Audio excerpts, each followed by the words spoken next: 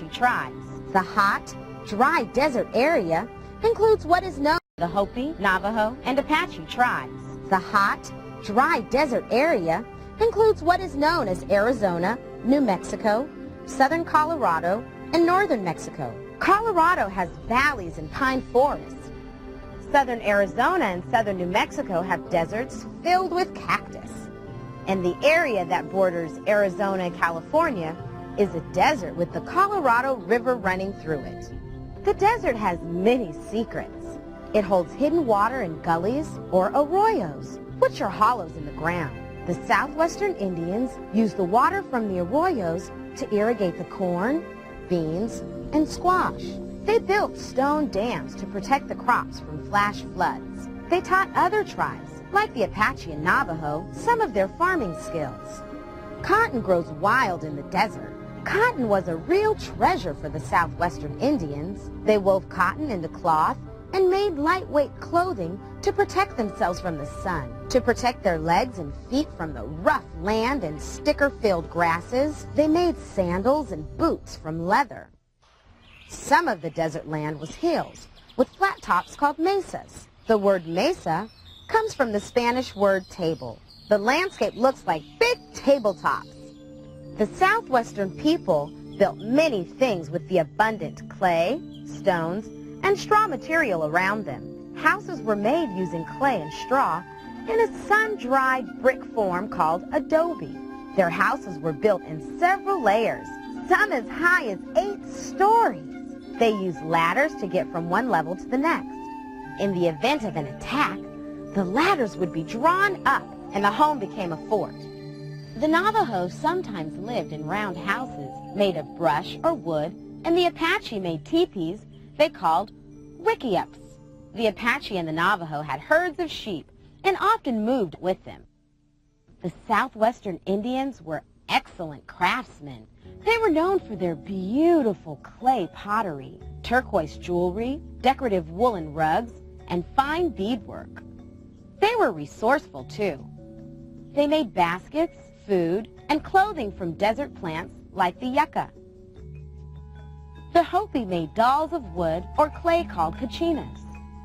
The kachinas were the mythical ancestors of the Pueblo people. Some people dressed in wildly colored outfits and masks and danced special dances. The Hopi tribe does a dance that they call the snake dance.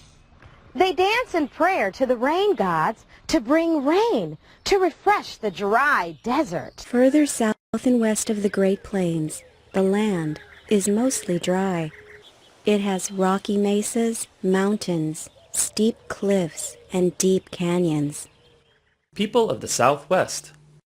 The natives of the Southwest learn to adapt to a land that is hot during the day and often gets very cold at night. Here it can be dry for months and then suddenly get a storm that produces flash floods. The Pueblo people were tribes that lived in adobe houses that were built next to or on top of one another. To enter a house or reach another level, the people climbed ladders. The earliest Pueblo people were the Anasazi.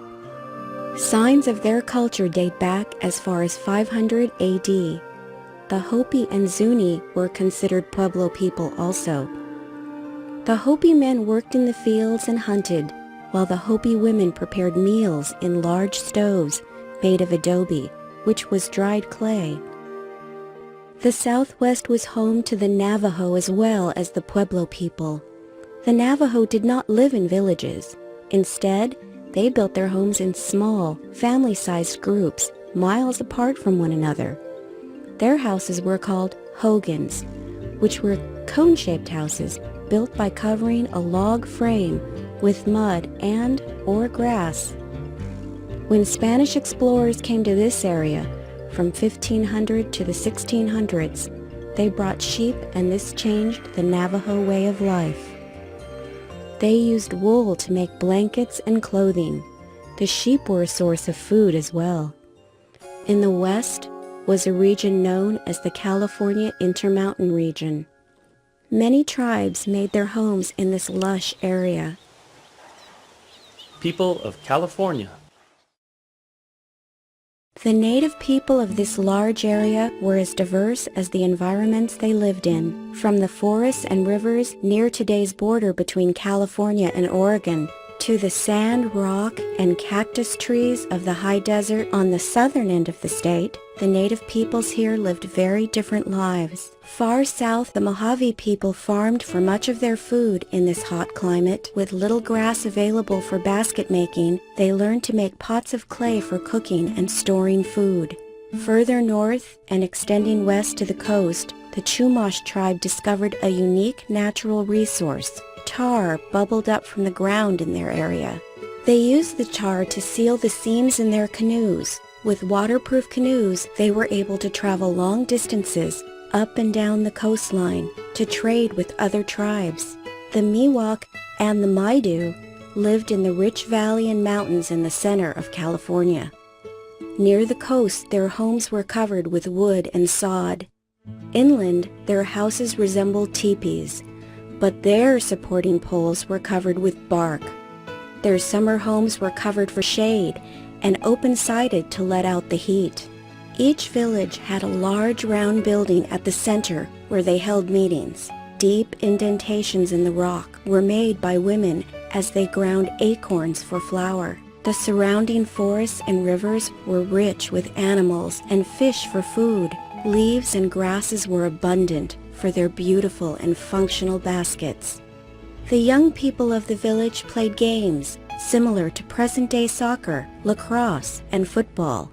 North and on the Pacific coast, the Yurok tribe used the abundant redwood trees to build houses and canoes. They hunted deer for food and used antlers for tools. They gathered nuts and berries from the forest, grinding acorns into flour for bread. They also relied on the yearly salmon run for food.